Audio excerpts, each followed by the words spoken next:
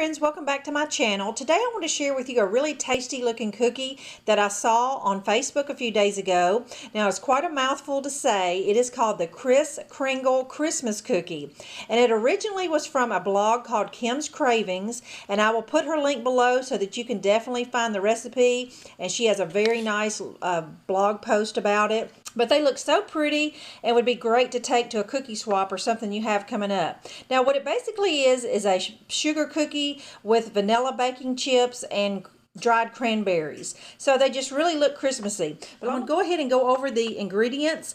It is just vanilla, baking soda, all-purpose flour, a cup of butter, a cup of sugar, 2 eggs, a cup of vanilla baking chips, and a cup of dried cranberries. So you see the ingredients are pretty basic minus the 2 add-ins.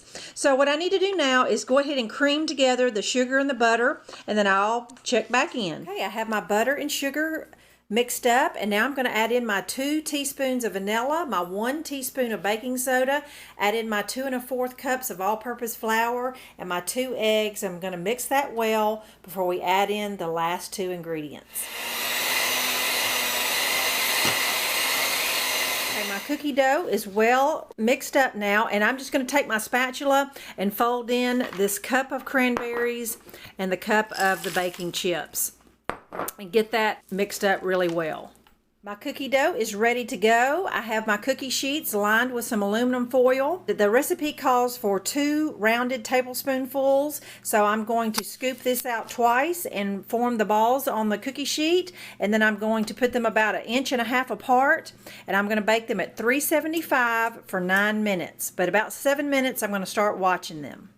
I just want to show you the cookies before I bake them. Now, of course, using a smaller scoop will yield more cookies, but I used an extra large scoop and I was able to get 17. So if you do want larger cookies, you will get about 17 to 18 cookies out of this batch. Hey friends, these are my finished Christmas cookies.